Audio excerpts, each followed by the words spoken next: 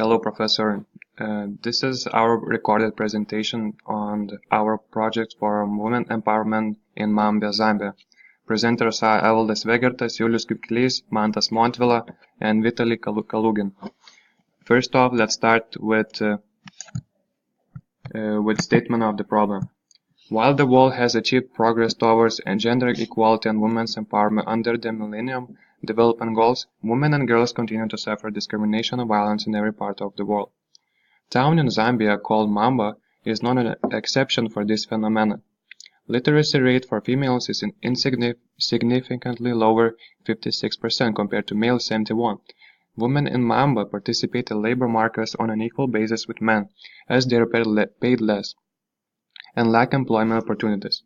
Women in Mamba are in relatively disadvantaged position in society, not only because of their unutilized productivity capacity, but also of cultural aspects which allows men to have complete control of productive capital.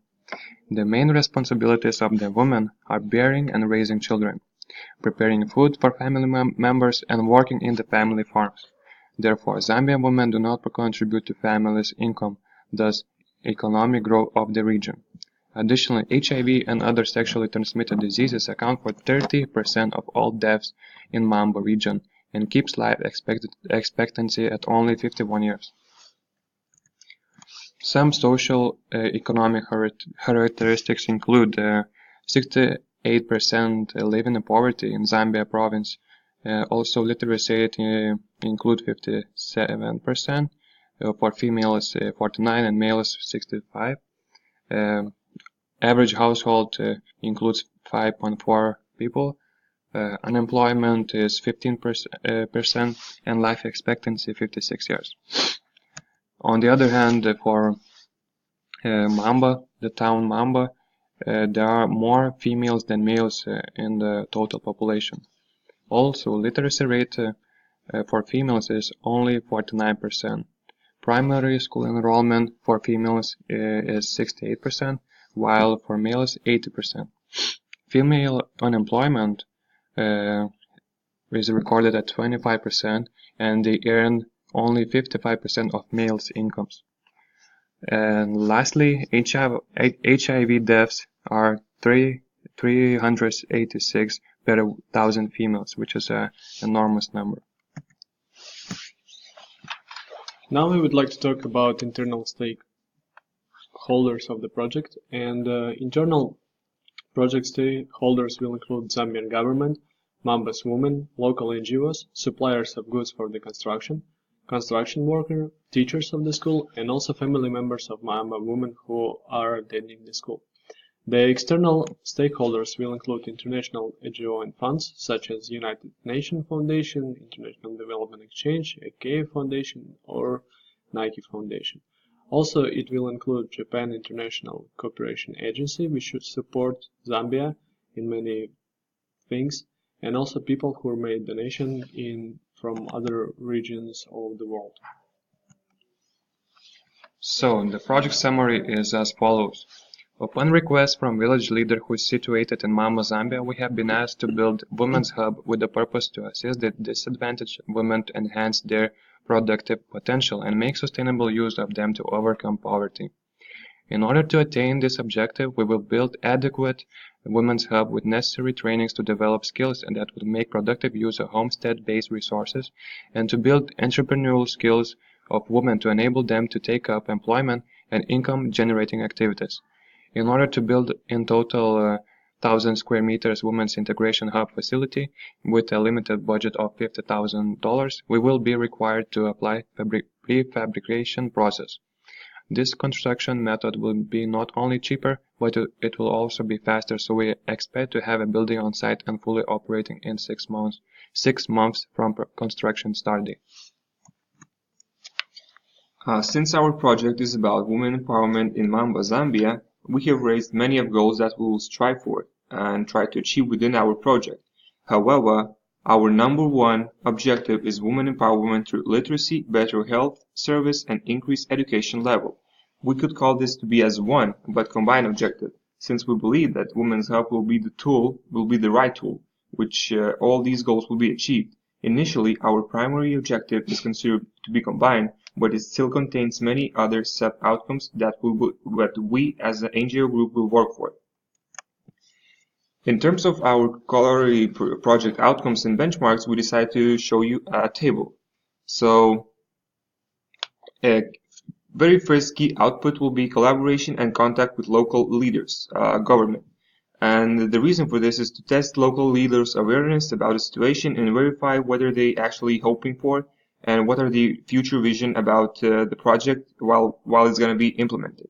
The second one is project presentation to independent donors. And the reason for this is to test whether they accept it or maybe have some modifications, suggestions, and in order to obtain $50,000 of budget to launch this project. Then we would contact and cooperate with local NGOs. This is another key idea to get some insiders, to get some help from the perspective, from the expertise who already have an experience in that kind of field. And we perceive this to be as key for sustainability. And finally, not finally, but one more thing is to send the whole team to Mamba. So the key thing is to send the whole team to Mamba and follow the plan and strive for the raised outcomes. Then one of the key things is just to build a women's hub. So within Women's Hub, we raised 5 goals to be achieved. So increase literacy rate, increase primary school enrollment among females, equality increase, so it means to reduce the wage gap, increase the expand year of living, and reduce number of HIV disease, or by not letting them spread it out. One more thing is to employ and train 5 teachers, volunteers, and this is again necessary thing for education and for sustainability. We also need some expertise to train some crafting activities and provide lessons and let women to become more advanced in the different areas. Then one more thing is to employ 2 medical service people and 4 builders. Then another thing is husband and of women who are attending the schools. This another key thing for sustainability is since the local awareness should be increased. And finally, launch a survey. So to communication with locals, we understand while understanding the culture and build a trustful relationship is another key part for sustainability. In order to make the project more sustainable, we want to enhance it through the special measures. So the first one is the training programs for Zambian families, which will be provided, and for instance, it's going to be financial planning and budgeting course, which will identify financial needs of the family and then use that model for create and control a household budget. The second measure to enhance project sustainability are going to be fee structure for women who are attending school, and it's going to be from $1 to $5 per month. The next one is going to be support from Zambian government, which are started new program aimed on women empowerment, and it will help to make the project more sustainable. Next one is the fact that the women will learn how to manufacture different goods at school and then resell it in order to make some money or use it for their home needs. And the last measure to enhance project sustainability are going to be cultivation of vegetables also for selling purposes. For the implementation of the project, we will spend 1 year. And the first thing in our work breakdown structure is going to be the construction of Women Hub. Next one is the trainings for teachers and volunteers. Then starting Galliard. Next one is the basic literacy courses and trainings about the internship skills. Next one is the trainings about productivity, lectures about HIV and AIDS. Create workshops in how to use the local resources. Then the information about the basic hygiene. And lastly is going to be impact study after 6 months of the project implementation. On the next slide, you can see project budgets and sources of its income. Then on the next slide, we will talk more precisely about it in dollar amounts. So the EGO funds mostly will contribute the income of the whole project, and it's going to be $35,000. Next one is going to be Zambian government support, which will constitute $7,500. fees from Zambia's women will be approximately $2,500. Donation from other people also $2,500. And then lastly, local NGO funds which will compound $2,500. In order to project to be successful, we have to assess the risk factors. So there are quite a few. First one is technical. So the task might be overlooked. So there are some steps of mitigation that you can see. Also monetary, increase in cost, then schedule, not meeting the deadline by the team, corruption, loss of funds, political change in government, conflict, disagreement with local leaders, stakeholders, and natural disaster like drought, floods, earthquake, wildfire. So in order to reduce and mitigate them, we have prepared a list of steps that you can see here. Now the project implementation monitoring. Okay, so for successful project implementation, we will use an experienced team of NGO employees that have worked with many such kind of projects. So their experience will be helpful in delivering this successfully.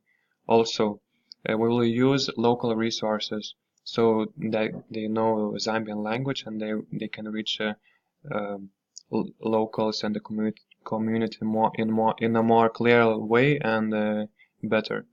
For the monitoring, we'll conduct an impact analysis every 6 months and do a quarterly survey on the impact.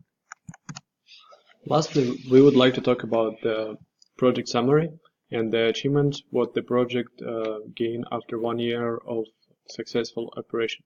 The rate of women enrollment in the primary education increased up to 78%, and the overall rate of literacy in the village increased up to 85% among women and among the men as well. The unemployment rate among women declines up to 8%, and increased literacy level among teenage girls aged 16 and older prevent them from early marriage. The overall village health level becomes straightened due to knowledge expansion among women and improvements in healthcare services. Therefore, the child mortality rate in the village dropped to 3 deaths per 100 births, and the level of HIVs and AIDS in the village decreased up to 18%. And the last result, the number of women with disposable income increased due to the courses about the internships and business. To sum up, all the details are provided in our final paper with explanations and the graphs. Also, we would like to thank you for all the help and knowledge during the course, and we wish you all the best. From behalf of our team, we wish you all the best, and we hope to see you somewhere in the near future.